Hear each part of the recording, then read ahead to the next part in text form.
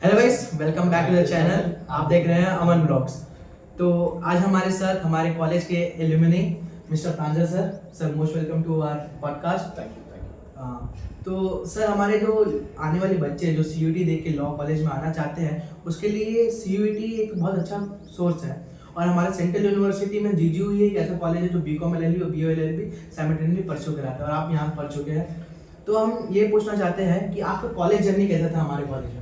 मेरी college journey तो यार, जैसे मैं सेशंस में भी बता ही रहा था लोगों को कि मैं तो शुरुआत के 6 महीने ये सोच के आया था कि जीजू मुझे नहीं आना है, ये मेरे मतलब की जगह नहीं है, क्योंकि मैं कंपेयर करता था इसको दूसरे कॉलेजेस से और मुझे लगता था बेस्ट। लेकिन फिर उसके बाद 6 महीने बाद जब मैंने इस बात को रियलाइज किया कि ये एक मल्टी डिसिप्लिनरी इंस्टीट्यूशन है जहाँ पे आपको हर एक प्लेटफॉर्म के लोग मिलते हैं और उसके साथ ही साथ आपको ये जानने का मौका मिलता है, आपको ग्रो करने का मौका मिलता है कि कैसे आप इस करियर ऑप्शन को एक्सप्लोर कर सकते हैं, तो मुझे जीजू से बेसिकली प्यार हो गया। और उसके बाद फिर मैं यहाँ पे कंटिन्यू करते करते करते करते मैंने अपने 5 साल निकाला और मैं इस बात से बहुत थैंकफुल हूँ कि मैं किसी दूसरे सिंगल डिसिप्लिनरी इंस्टीट्यूशन में नहीं गया। सर, तो बच्चे बहुत सोचते हैं कि हम लॉ फील्ड में आने वाले, तो क्या चैलेंजेस हम फेस कर सकते हैं, तो उसमें आपका कोई ओपिनियन। लॉ करियर के जो चैलेंजेस है ना, सबसे पहला चैलेंज आपको जो मिलेगा वो करियर से रिलेटेड है, क्योंकि ये बात सच है कि लोग आपको ये बताएंगे कि अगर आपने एलएलबी कर ली तो आपको बहुत सारे करियर ऑप्शन मिलेंगे, आप टीचर, एडवोकेट, जज, लॉ ऑफिसर सब कुछ कर सकते हैं। लेकिन ये बात भी प्रॉब्लम है कि आपको जो सबसे पहला चैलेंज मिलेगा वो ये है कि जैसे ही आप इस काम पे स्टेप इन करेंगे आपको समझ में आएगा कि इनमें से कोई भी करियर ऑप्शन आप ले लें, सबसे बड़ी प्रॉब्लम ये है कि आपको ये नहीं पता कि वहां पे आगे बढ़ना कैसे, क्योंकि यहाँ पे मेंटरशिप की बहुत कमी है और उसके साथ ही साथ इस बात की बहुत कमी है कि आपको सही अपॉर्चुनिटी सही टाइम पे मिल जाए। तो ये एक पहला चैलेंज है। दूसरा आता है डेफिनेटली हमारा सिलेबस, क्योंकि हमारे लॉ का सिलेबस बहुत वाइड है, बहुत विविड है। तो ये केवल लॉ की पढ़ाई नहीं है बल्कि पूरे देश दुनिया का ज्ञान है, क्योंकि आपको हर एक डोमेन को कवर करना है। आप मेडिकल एक्ट भी पढ़ेंगे, उसके साथ साथ आप जो है नॉर्मल आरटीआई एक्ट भी पढ़ेंगे, फिर आप कॉन्स्टिट्यूशन भी पढ़ेंगे। ये एक दूसरा चैलेंज है, लेकिन इसको पढ़ने में मजा आता है।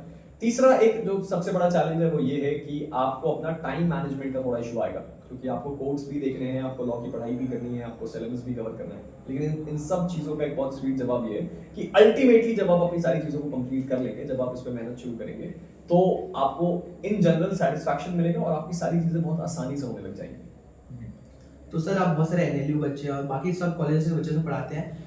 व्हाट आर द मेजर जो सेटबैक फेस करते हैं नॉन एनएलयू, जो एनएलयू स्टूडेंट से कंपेयर नहीं कर पाते, तो क्या मेजर सेटबैक्स रहते हैं। देखिए, आपको मैं ईमानदारी से अगर बात बताऊं तो एनएलयू स्टूडेंट्स जो है ना, उनमें और हम में ज्यादा फर्क नहीं है। उनके जो चैलेंजेस है वही हमारे भी चैलेंजेस हैं। एक नेम टैग उनके पास, और इसीलिए हमने अपने मन में ये बात को हाइप कर रखा है कि NLU is like a different place. ऐसा नहीं है। एनएलयू के साथ एक बड़ी बेसिक सी चीज मैं आपको बताता हूँ। उनके पास दो ही फायदे हैं। पहला, एक अच्छा फिक्स्ड फैकल्टी का लाइनअप, क्योंकि हमारे जो ऐसे इंस्टीट्यूशंस होते हैं वहाँ पे कई बार फैकल्टीज की कमी रहती है, वो एक प्रॉब्लम रहती है। और दूसरा, उनका अच्छा एलिमनी सर्किट, क्योंकि उनके पास एनएलयूज स्पेशली लॉ के फील्ड में काम करते हैं, तो उनके पास अच्छे स्टूडेंट्स हैं, क्लैट के एग्जाम से आ जाते हैं और वो कई सालों से लॉयर्स को ही प्रोड्यूस कर रहे हैं, तो उन्होंने उनके बेनिफिट के लिए काम किया है। तो यहाँ पे उनका एलिमनी सर्किट बहुत अच्छा है। तो लेट्स सपोज अगर किसी एनएलयू के बच्चे को किसी बड़े कॉर्पोरेट को ज्वाइन करना है, तो वो केवल अपने सीनियर को कॉन्टैक्ट करेगा कि सर मैं आपको ज्वाइन करना चाहता हूँ, सीनियर उसको बुला लेगा डेफिनेटली। लेकिन हमारे साथ ये प्रॉब्लम ये है कि मल्टी डिसिप्लिनरी, तो पहला तो दिक्कत यही आ जाती है कि हमारा एलिमनी सर्किट इतना अच्छा नहीं हो पाता। दूसरा प्रॉब्लम आता है, जो दूसरा बड़ा मेजर प्रॉब्लम है वो है कि सर आपका रिसोर्सेज का, कि अगर मैं केवल एक कॉलेज चला रहा हूँ जिसमें लॉ है, तो मैं हमेशा वहां पे मूड कोर्स करवाऊंगा, ये करवाऊंगा, यानी मेरी जो भी एक्टिविटी होगी वो लॉ से रिलेटेड होगी। लेकिन जो नॉर्मल यूनिवर्सिटीज है वहां पे एक प्रॉब्लम है कि बहुत सारे डिपार्टमेंट्स हैं, तो केवल लॉ सेंट्रिक पढ़ाई नहीं हो पाती, तो अपॉर्चुनिटीज की कमी हो जाती है। लेकिन नेवरदलेस मैं एक बात हमेशा कहता हूँ कि एनएलयू और नॉर्मल कॉलेज में कोई फर्क नहीं है। हो सकता है वहां पे सामने वाले को 3 मौके दिए जाएं, आपको केवल 2 दिए जाएंगे, लेकिन मौके तो दोनों को मिलेंगे, और ये आपके ऊपर है कि आप कैसे उसको एक्सेल करके आगे बढ़ सकते हैं। सर, जैसे बहुत सारे एक्टिविटीज़ होते हैं कॉलेजेस में, तो वो जैसे हम लोग लॉ वाले सोचते हैं कि जैसे एनएसएस में जाना और बाकी जो क्लब्स हैं हमारे, चलचित्र हो गया, उड़ान हो गया, ये सब ज्वाइन करना जरूरी है या नहीं है, या हमारे वो काम का है कि नहीं है, आगे आएगा कि नहीं है। मैं अपने बारे में अगर आपको बताऊं तो मैं चलचित्र में गया था, फिर मैं अर्चन्स में भी था, और फिर मैं उड़ान का स्टूडेंट कोऑर्डिनेटर था। मैं अपने आप को मैन ऑफ को करिकुलर्स बुलाता हूँ। क्यों सर? क्योंकि मैंने हमेशा केवल इसी चीज पे काम किया है। अपनी को करिकुलर एक्टिविटीज में पढ़ाई एक अलग चीज है, आप कितना भी पढ़ लीजिए, आपकी नॉलेज 50% ही रहेगी, बाकी का 50% आपकी पर्सनैलिटी है। जब पहली बार कोई इंसान रूम में घुसता है तो उसकी पर्सनैलिटी पहले दिखती है, उसकी नॉलेज से पहले, और ये चीज डेवलप होती है को करिकुलर से। तो मेरे ख्याल से एक मल्टी डिसिप्लिनरी इंस्टीट्यूशन में होने का जो सबसे बड़ा फायदा है वो यही है, और एनएलयूज के बच्चों को भी ये मौका नहीं मिलता। तो इसलिए इस चीज को मिस बिल्कुल मत करिए। क्यों सर? क्योंकि आप जिस क्लब में होंगे उस क्लब में एक इंजीनियरिंग का भी बच्चा होगा, एक मेडिकल का होगा, एक फार्मेसी का होगा, एक सोशल साइंसेस का होगा, यानी कि आपको इतना ज्ञान मिलेगा जो आपको और कहीं नहीं मिल सकता, और ये आपको एनएलयू के बच्चे से भी बहुत आगे लेके चला जाएगा। तो इसीलिए डेफिनेटली आपको इस चीज में सोचना भी नहीं है। और कॉलेज एक आखिरी समय, आज के सेशन में फिर से मैं यही बता रहा था कि ये आखिरी समय है, कॉलेज आखिरी के 3 या 4 साल है जब आप अपनी पर्सनैलिटी को एनहांस करने के लिए ऐसे क्लब्स को ज्वाइन कर सकते हो। मास्टर्स और पीएचडी में भी नहीं कर पाओगे, इसीलिए 100% जहां मौका मिले घुस जाओ। क्यों? क्योंकि हर जगह पे केवल पर्सनालिटी डेवलप होगी, हर जगह केवल सीखने का मौका मिलेगा। सर हमने इतनी बार पर्सनालिटी डेवलपमेंट में कर चुके हैं, तो हम लोग क्या ऐसे कौन से स्टेप्स है जो हम उठा सकते हैं, तो पर्सनालिटी हम लोग को डेवलपमेंट हो, जो हम अदर्स पर्सन के साथ लेके ग्रुप एक्टिविटीज में लेके चल सकते हैं। देखिए, सबसे पहली चीज जो मैं हर किसी को बोलता हूँ वो है मिरर टॉकिंग। कई लोगों के लिए बात बहुत ज्यादा मुश्किल है कि वो लोगों की आंखों में आंखें डाल के कुछ कह पाए। कई लोगों के साथ प्रॉब्लम है कि आप आंखों में आंखें डाल के कॉन्वर्सेशन नहीं कर पाएंगे। उसकी एक प्रॉब्लम क्या है? क्योंकि आप जैसे ही आंखें मिलाते हैं किसी से, आप अनकंफर्टेबल हो जाते हैं, और ये पर्सनालिटी का एक बहुत बड़ा नेगेटिव ट्रेड है। इसका सबसे अच्छा तरीका ये है कि आप एक आईने के सामने खड़े होइए और खुद से 10-15 मिनट बातें करिए, आंखों में आंखें डाल के, आपका वो कॉन्फिडेंस बूस्ट होगा। दूसरा, एक कॉन्फिडेंस बिल्डिंग का दूसरा तरीका है कि खुद को आप जो है, जब आप किसी ग्रुप में हो, किसी ग्रुप एक्टिविटी में हो, तो कई लोग बोलते हैं कि ग्रुप में डिस्कशन किया जाए, ग्रुप में किसी टॉपिक के बारे में डिबेट किया जाए। लेकिन डिबेट और डिस्कशन से ज्यादा अच्छा होता है कि इस ग्रुप को आप बड़ा कर दें और इसमें कुछ अननोन लोगों को भी ऐड करें, यानी वो लोग जो आपके दोस्त नहीं है। क्योंकि जब दोस्तों के बीच बात होती है तो वो मजाक बन जाती है। जब आपके पास 5-7 और लोग हैं, कुछ सीनियर्स हैं, कुछ जूनियर्स हैं, और तब आप किसी टॉपिक के बारे में डिस्कशन करें, तो आपकी पर्सनालिटी उससे बहुत ज्यादा डेवलप होने लग जाएगी। और एक और तीसरी चीज है जो मैं हर किसी को बोलता हूँ, खुद को जबरदस्ती स्टेज पे डाल दो। तुम्हें पता है अगर कि तुम्हें डिबेट करने से डर लगता है, 2000 के क्राउड को एड्रेस करने से डर लगता है, चुपचाप जाओ, अपना नाम लिखवा के आ जाओ, या अपने दोस्त को बोल दो कि मेरा नाम लिखवा दो, और फिर बस खुद को ये चैलेंज दो कि मुझे किसी तरह 5 मिनट उस स्टेज पे काटने हैं। और जितना आप उस एक 5 मिनट के सेशन में सीख जाओगे स्टेज पे खड़े होकर, वो आपको शायद कोई पर्सनालिटी डेवलपमेंट कोर्स भी नहीं सिखा पाएगा। तो सर ये क्वेश्चन है वो जीजी वाले स्टूडेंट्स के लिए बहुत सारा, लॉ डिपार्टमेंट से। जब आप लोग पढ़ाई करते थे और जो अभी हम लोग पढ़ाई कर रहे हैं, उसमें क्या आप देखे डिफरेंस जीजी को लेके? देखो, हम जब पढ़ाई कर रहे थे तो जीजू उसमें नया था। मैं जब फर्स्ट ईयर में था तो पहली वो बैच थी जो 5th ईयर गई थी, यानी मैं जब फर्स्ट ईयर से पास आउट हुआ तो पहली लॉ डिपार्टमेंट की बैच निकली थी। तो उस समय चीजें बहुत ज्यादा मतलब अपना शेप ले रही थी। अब एक अच्छी बात ये कि अब आपके पास बहुत सारी एक्सपीरियंस फैकल्टीज हैं, और उसके साथ ही साथ ये बात का एक्सपीरियंस है आपके पास कि बहुत सारे एलुमनीज हैं जो अपना रिजल्ट दे चुके हैं। तो आपको ये बात एग्जैक्टली पता है, मतलब डिपार्टमेंट को ये बात एग्जैक्टली पता है कि कैसे आपका करिकुलम शेप करना है। हमारे समय की जो पढ़ाई होती थी, काफी सारे डिफरेंसेस हैं। हमारे समय पे सेंट्रल इवैल्यूएशन होता था, हमारी कॉपीज में मार्कर लग जाता था, किसकी कॉपी कौन सी है पता नहीं चलता था, फिर चेकिंग होती थी। हमारे समय पे जो पढ़ाने का तरीका था वो काफी अलग था, मार्किंग स्कीम अलग थी। सब कुछ बदल चुका है, लेकिन जो बेसिक कॉन्सेप्ट है मेरे ख्याल से वो हमारे टाइम से ज्यादा रिफाइन हो गया है। अब आप लोगों को अच्छी तरीके से पढ़ा लेने के तरीके बहुत ज्यादा है। हमारे समय पे थोड़े से मतलब थे तो तब भी, लेकिन कम ही थे। सर न्यू एजुकेशन पॉलिसी के ऊपर आपका कोई ओपिनियन? न्यू एजुकेशन पॉलिसी तो इस वक्त शेप कर रही है। जीजू शायद one of the first universities है जो इंप्लीमेंट कर रहा है, ऐसा मैंने कई जगहों पे पढ़ा है। तो न्यू एजुकेशन पॉलिसी काफी अच्छी चीज है, मेरे ख्याल से लॉयर्स के लिए एक बहुत ही इंटरेस्टिंग चीज है। लेकिन थोड़ा सा मामला गड़बड़ होगा क्योंकि अभी तक बार काउंसिल से इसके बारे में कुछ अलाइनअप नहीं आया है कि क्या होने वाला है, प्रोफेशनल कोर्स है। लेकिन हाँ, ये बात है कि लॉयर्स के लिए इन जनरल, एलएलबी ग्रेजुएट्स के लिए बहुत सारी अपॉर्चुनिटीज खुलेंगी। अगर डायरेक्टली एलएलबी के बाद पीएचडी करने का मौका मिले तो मेरे ख्याल से हर एक एलएलबी ग्रेजुएट को इसको अडॉप्ट करना चाहिए, पीएचडी करनी चाहिए अगर मौका मिल गया तो।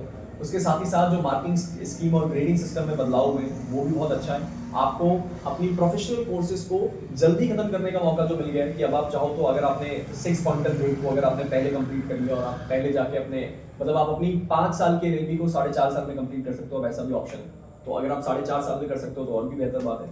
लेकिन ये सब चीजें बीसीआई पे बहुत डिपेंड करती हैं, लेकिन I am very hopeful and positive. I think सब अच्छा होगा। सर हम लोग के जो 3rd, 4th और 5th ईयर के जो स्टूडेंट्स हैं, उनको अपना करियर डिसाइड करने में बहुत मुश्किल होती है कि मुझे जज बनना है, कि मुझे कॉर्पोरेट में जाना है, कि मुझे एक एक्स्ट्रा बहुत सारी चीज़ होती है, बहुत सारे फील्ड होते हैं। लेकिन वो अपने आप को डिसाइड कैसे कर सकते हो अपने ऊपर? जैसे आप मेंटरशिप देते हैं तो आपका कोई आइडिया, ओपिनियन जो उसमें सब बांट सकते हैं? मेरा एक ही आइडियोलॉजी है जो मेरे ख्याल से हर वक्त हर जगह पे काम कर जाएगी और हर किसी के लिए हेल्पफुल भी रहेगी। 2 चीज़ें बहुत इंपॉर्टेंट है। पहला, जो भी आपका टारगेट है उस टारगेट को अपनी पर्सनैलिटी से मैच करके चेक करना कि आपकी पर्सनैलिटी क्या है, आप बेसिकली क्या कहना चाहते हैं, आपकी पर्सनैलिटी, आप क्या काम कर पाएंगे। केवल ये देख लेना कि एक जज कोर्ट रूम में बैठता है उसके पास पावर ज़्यादा होती है इसलिए मैं जज बन जाऊँ, ये आपके लिए सही नहीं है। क्योंकि ऐसा हो सकता है कि आप जज बने और 3 साल बाद जो है आप फ्रस्ट्रेट हो जाए उस नौकरी से और छोड़ दें। और ऐसे बहुत सारे केसेस हैं, कई लोगों को नहीं पता होता, लेकिन ऐसे हर एक टेन्योर में 2-3 ऐसे जज निकल जाते हैं जो खुद आपका इस सर्विस से रिजाइन कर देते हैं। ये चीज़ गलत है। तो इसीलिए आप अपनी खुद की पर्सनैलिटी को समझिए, किसी चीज़ की कौन से करियर ऑप्शन को चुनें। तो अगर मैं बोलूं कि आप जज बन जाएं या आर्मी में चले जाएं या वकील बन जाएं तो ये गलत होगा। बेहतर तरीका ये है कि आप अपने एलएलबी के दौरान अपने आप को हर एक फील्ड से एक्सपोज कर लें। एक्सपोज कैसे करें, ये आपकी रिस्पॉन्सिबिलिटी है कि 4th ईयर कंप्लीट होने से पहले आप एक बार किसी जज के अंडर इंटर्नशिप कर लें, एक बार किसी वकील के अंडर कर लें, एक बार कोई कॉर्पोरेट इंटर्नशिप कर लें, और एक बार आप किसी लॉ ऑफिसर या किसी PSUs में इंटर्नशिप कर लें।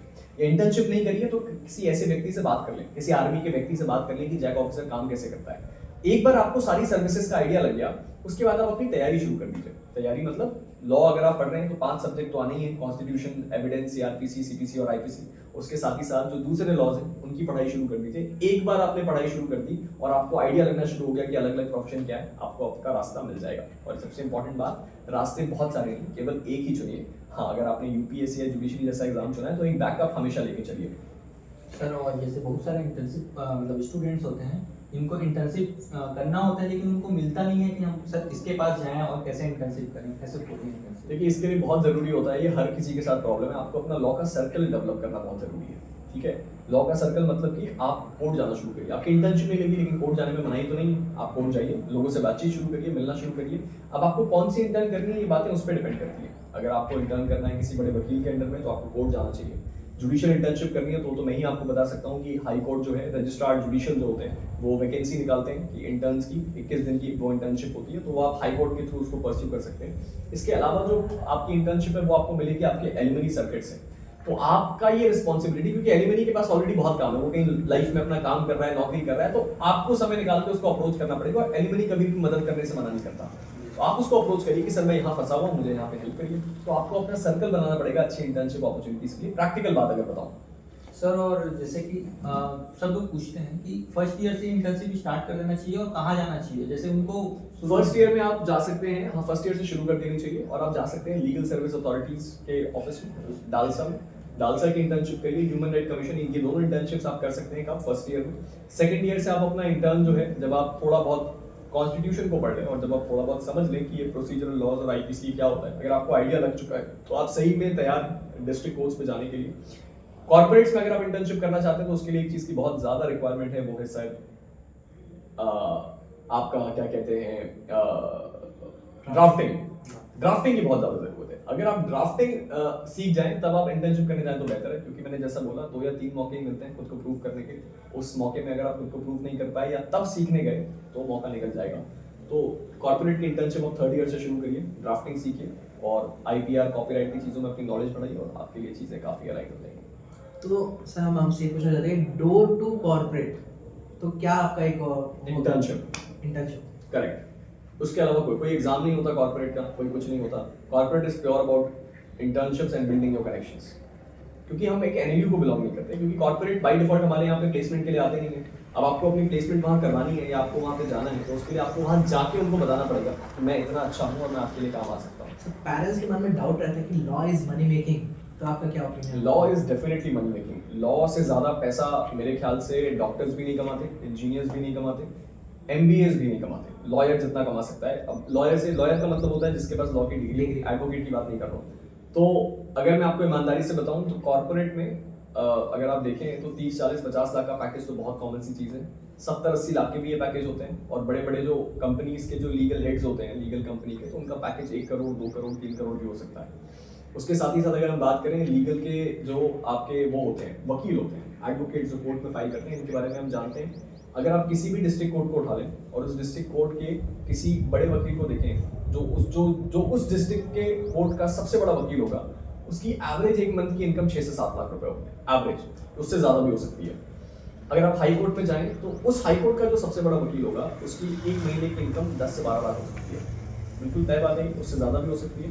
तो अगर हर डिस्ट्रिक्ट में एक डिस्ट्रिक्ट कोर्ट है जहाँ पे एक वकील है जो महीने का कितना कमा रहा है, 6 से 7 लाख, और वो इकलौता नहीं होगा, उसके साथ साथ 6-7 ऐसे बड़े वकील होते हैं एक डिस्ट्रिक्ट में, छोटे डिस्ट्रिक्ट में। तो अगर वो इतना कमा रहे हैं तो इसका मतलब ये है कि law is money making. Definitely. एक और डाउट है सर कि आप तो अभी बेंगलोर शिफ्ट हो चुके हैं, आप हमें जब मेंटरशिप देने आए थे तब बोले थे कि छत्तीसगढ़ का नाम कोई नहीं जानता है, और जो बाहर से CUET देखे बच्चे आते हैं उनके पेरेंट्स के मन में बहुत डाउट रहता है कि छत्तीसगढ़ एक नक्सलाइट एरिया है, तो उसके ऊपर आपका ओपिनियन कि पेरेंट्स आके हमसे पूछते हैं इंडिविजुअली कि यहाँ नक्सलाइट हमला तो नहीं होता है? नहीं, देखिए मैं आपको बता दूं कि नक्सलाइट जो है ना, वो जो प्रॉब्लम थी, नक्सलाइट जो प्रॉब्लम है, प्रॉब्लम भी क्या कहें उसको, वो हम कहेंगे कि उसको केवल डेमोक्रेसी, हाँ, डिस्प्यूट जो आपका रिजोल्यूशन सिस्टम है उसी से उसको हील किया जा सकता है। लेकिन अगर नक्सलाइट की बात करी जाए तो हम बिलासपुर में सिचुएटेड हैं, और नक्सलाइट जो है वो यहाँ पे आस पास भी नहीं आता, मतलब ये एरिया उसके आसपास भी अफेक्टेड एरियाज में से नहीं है। और एक और अच्छी बात ये है कि मान लीजिए अगर आपको जीजू ना आके किसी और जगह भी जाना पड़ा जहाँ आपको लगता है कि वो नक्सल अफेक्टेड एरिया है, तो नक्सल्स में कभी भी ये बात नहीं देखी जाती कि वो सिविलियंस पे हमला कर रहे हैं, तो सिविलियंस उसमें सेफ भी रहते हैं। और बात करी जाए तो छत्तीसगढ़ की, तो छत्तीसगढ़ का केवल आउटस्कर्ट्स में अब वो एरिया अफेक्टेड बचा हुआ है। बिलासपुर तो एकदम ही दूर है उन एरिया से जहाँ पे ये चीज़ें हो सकती हैं। Bilaspur is like not even close to it, तो बिलासपुर आए तो बहुत सेफ है यार।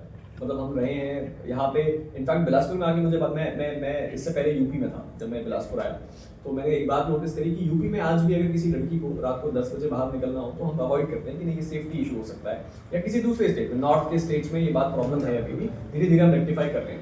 लेकिन जब हम बात करते हैं इसकी क्या नाम है आपका छत्तीसगढ़ की, मैं छत्तीसगढ़ में आके देखा कि यहाँ पे रात के 11 बजे भी लड़कियां बहुत कंफर्टेबली, इनफैक्ट बिलासपुर में यहाँ पे रात को 11-12 बजे मॉल जब बंद होते हैं तो कई एम्प्लॉय साइकिल चला के अपने घर जाती हैं। It is this safe. Sir आपको अभी क्या लगता है इस मोमेंट में कि जीजू में क्या सुधार आना चाहिए जो फ्यूचर स्टूडेंट्स का बेनिफिट होगा? सुधार तो मैं नहीं कहूंगा, लेकिन मैं बस ये कहूंगा कि जीजू जिस पेस में काम करता जा रहा है, जिस डायरेक्शन में, बस वही करता रहे। मेरे ख्याल से आगे आने वाले 2-3 सालों में जीजू अभी भी है और आगे जाके वो और भी बड़ा लॉ स्कूल बन जाएगा, क्योंकि जितना काम भी चल रहा है, जितना इंफ्रास्ट्रक्चर बन रहा है, जितनी फैसिलिटीज हैं यहाँ पे, अब जैसे मैं बैंगलोर से आके यहाँ सेशन ले रहा हूँ, हमारे टाइम पे चीजें पॉसिबल नहीं थी, तो बस यही चीजें चलती रहे कंटिन्यूअसली, और 2-3 साल में I think jiju will be at next level height. Sir ऐसे लॉ की पढ़ाई करते वक्त और क्या क्या ऐसे एग्जाम्स है जिसकी हम लोग तैयारी कर सकते हैं, लाइक मतलब देना ही चाहिए लॉ स्टूडेंट्स को? देखो, लॉ स्टूडेंट के लिए मैं हमेशा कहता हूँ कि आपको जैक का एग्जाम जरूर देना चाहिए, इंडियन आर्मी और इंडियन नेवी का, वो आप मिस नहीं कर सकते। उसके साथ ही साथ अगर आप देना चाहें तो क्लैट भी आपको जरूर देना चाहिए, क्योंकि क्लैट भी काफ़ी ज़्यादा इंपॉर्टेंट एग्जाम है।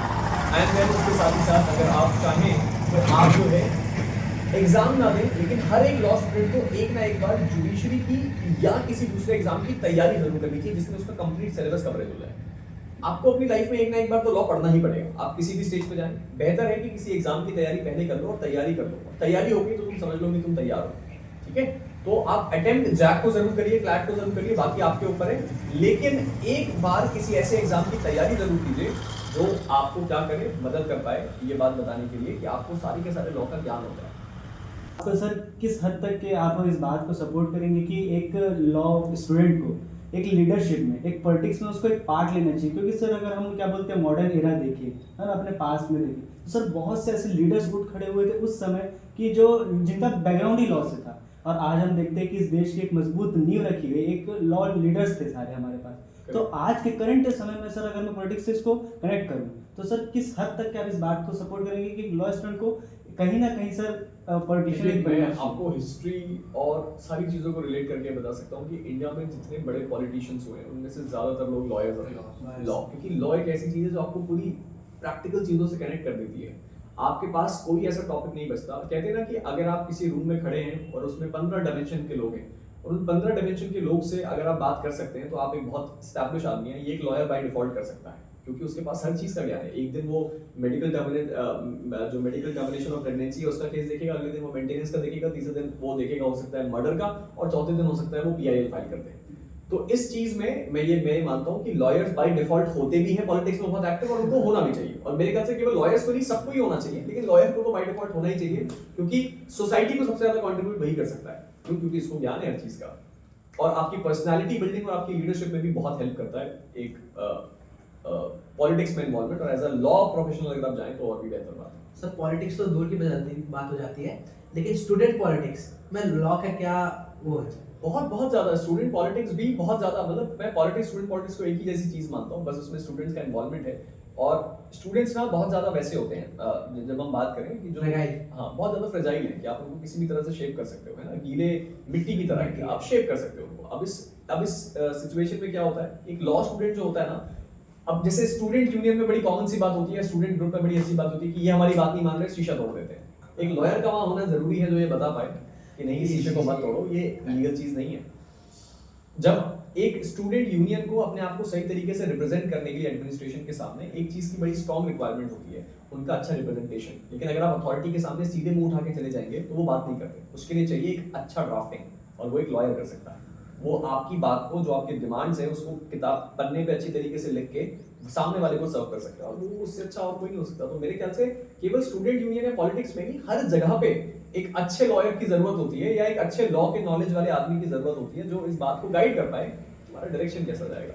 सर लॉ पर्सपेक्टिव में जैसे इंसान को जॉब करना है, जैसे आप अपने अकेडमी में कर रहे हैं, वैसे कैसे अप्रोच कर सके वैसे कंपनीज को द वे? देखिए इसमें ना आपको सबसे पहली बात तो अपडेटेड रहना पड़ेगा और दूसरी चीज ये है कि ये अलग अलग डोमेन है। मैं टीचिंग में हूँ तो मैंने अप्रोच किया या सामने से अप्रोच आया, ये सब दो डिफरेंट पार्ट्स ऑफ स्टोरीज है ना।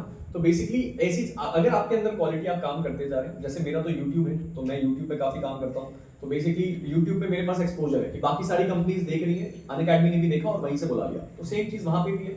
तो अगर आप कर रहे हैं तो अगर आपका काम ऐसा है जो एक्सपोजर देता है बाय डिफॉल्ट, तब तो आपको इंतजार करना चाहिए, और वरना आपको खुद बहुत ज्यादा विजिलेंट रहना पड़ेगा इस चीज को लेके कि मेरे आपके आसपास क्या चल रहा है। सर लॉ के बाद टीचिंग एक अच्छा प्रोफेशन माना जाता है, तो एनईटी जेआरएफ इसके बारे में आप कुछ कहना चाहेंगे कि इसका LLM मेथड क्या है? इसका मेथड सिर्फ इतना है कि आपने एलएलबी के बाद तुरंत एलएलएम करना है, साल को वेस्ट नहीं करना है। एलएलएम के समय आपको नेट को क्वालिफाई करने के लिए मुश्किल से 4 से 5 महीने की तैयारी चाहिए। आप अगर 4 महीने भी आपने ईमानदारी से पढ़ा और अगर आप इससे पहले से पढ़ के आए जूरिस्प्रूडेंस, कॉन्स्टिट्यूशन, आईपीसी वगैरह, बीएनएस वगैरह, तो आप मान लीजिए आपकी तैयारी आधी हो गई 2.5 महीने में। 2.5 महीने के अंदर आप यूजीसी नेट को क्वालिफाई कर सकते हैं पढ़ के, अगर आपने पूरा समय उसको दिया और आप एलएलएम करते करते यूजीसी नेट को क्वालिफाई कर लीजिए। यूजीसी नेट अगर आपका क्वालिफाई होता है अच्छे मार्क्स के साथ तो आपको जेआरएफ मिल जाएगी, यानी कि जब आप पीएचडी करेंगे तो आपको स्कॉलरशिप मिलेगी जो लगभग 37,000 रुपीज की होती है टीयर 2 सिटीज में, और उसके 2 साल 2.5 साल बाद वो एसआरएफ में कन्वर्ट होता है जो आपको 50,000 के आसपास मिल जाता है थ्रू आउट योर पीएचडी।